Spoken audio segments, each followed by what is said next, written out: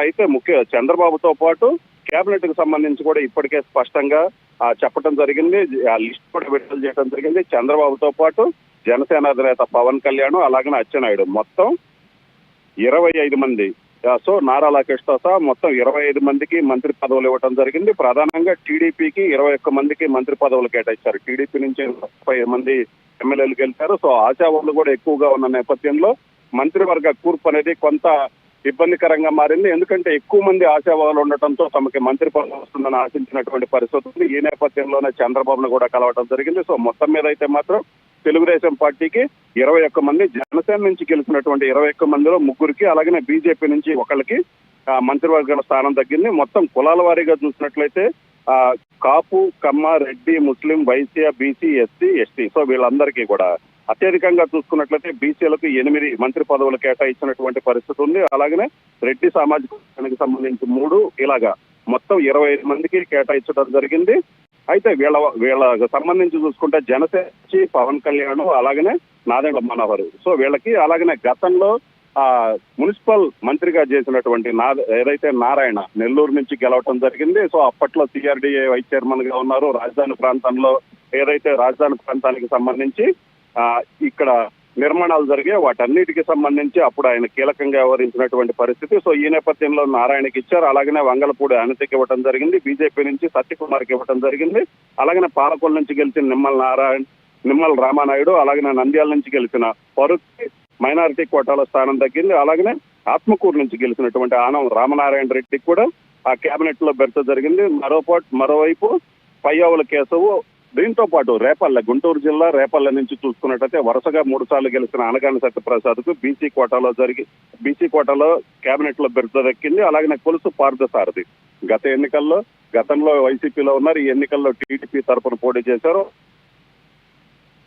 ఈ కేబినెట్ లో బెర్త దొరికినటువంటి పరిస్థితి ఉంది. అలాగనే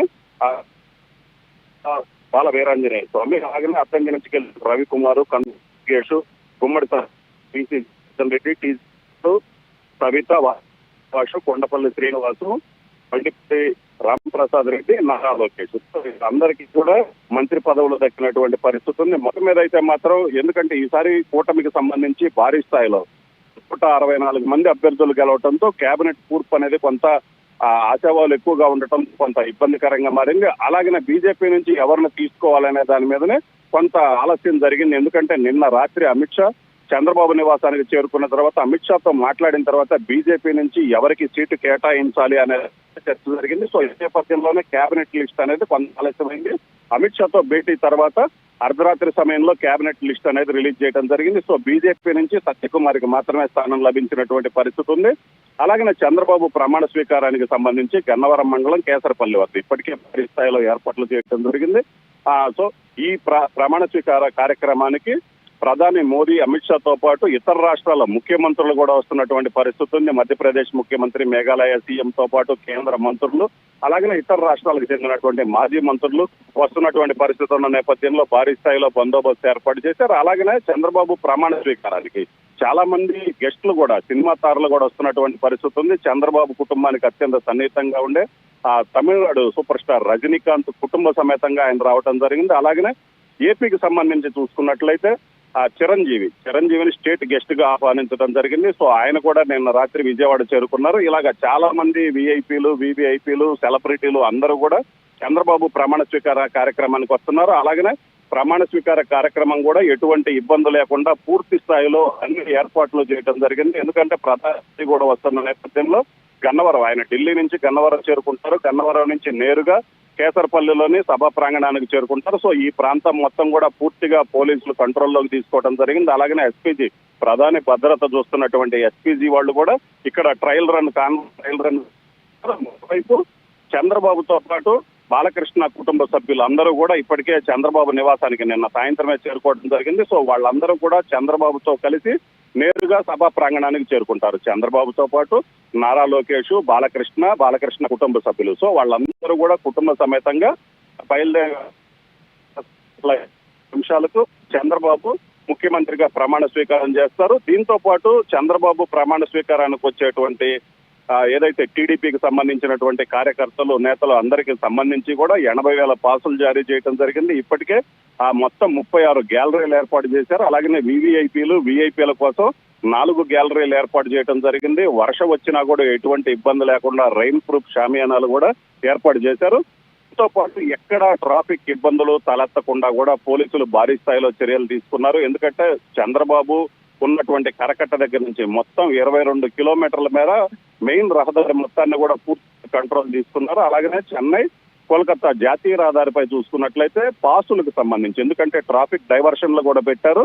అలాగనే విజయవాడకి సంబంధించి చూసుకున్నట్లయితే ఎక్కడైతే బైపాస్ లోకి ఏదైతే హైవేలోకి రాకుండా పూర్తి స్థాయిలో ఎవరికైతే కారు పాసులు ఉంటాయో వాళ్ళని మాత్రమే ఎలో చేస్తామని ఇప్పటికే పోలీసులు చెప్పడం జరిగింది. అలాగనే ఈ రాష్ట్రంలోని అన్ని నియోజకవర్గాలకు సంబంధించి పాసులు కూడా ఇవ్వడం జరిగింది. ఈ పాసులకు సంబంధించి చూసుకున్నట్లయితే ప్రతి ఒక్కళ్ళు నియోజకవర్గం నుంచి బస్సుల్లోనే రావాలి. ఎందుకంటే వెహికల్ పాసులు ఉంటే వెహికల్లో రావచ్చు, లేదన్నట్లయితే ఖచ్చితంగా బస్సుల్లో రావాలి. ఎందుకంటే అప్పుడు ట్రాఫిక్ ఇబ్బంది కలగకుండా ఉంటుందని ఇప్పటికే పోలీసులు సూచించడం జరిగింది. ఆయా నియోజకవర్గాలకు సంబంధించి ప్రత్యేకంగా బస్సుల్లోనే రావాలి, వచ్చినట్లయితే ట్రాఫిక్ ఇబ్బంది కలగకుండా ఉంటుందని ఇప్పటికే పోలీసులు సూచించడం జరిగింది. ప్రస్తుతం అయితే కేసరపల్లి ప్రాంతానికి రాష్ట్రం నలుమూలల నుంచి కూడా ఇప్పటికే భారీ స్థాయిలో కార్యకర్తలు, వాహనాలు, అలాగే బస్సుల్లో వస్తున్నటువంటి పరిస్థితి అయితే క్లియర్ గా కనిపిస్తుంది. దీంతో పాటు మొత్తం 10,000 మంది పోలీసులతో భద్రత, ఏదైతే Guntur range, Eluru range, Vijayawada city commissionerate పరిధిలో ఉన్నటువంటి మొత్తం 10,000 మంది పోలీసులతో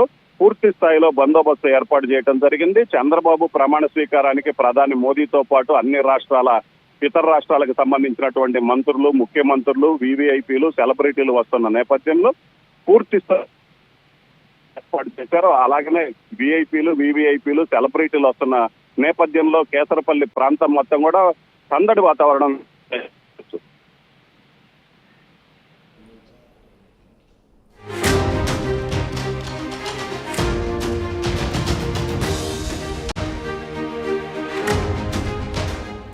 ఇక ఇవాళే చంద్రబాబు నాయుడు ప్రమాణ స్వీకారం ఉంది. 11 గంటల 27 నిమిషాలకి సీఎంగా బాధ్యతలు చేపట్టబోతున్నారు.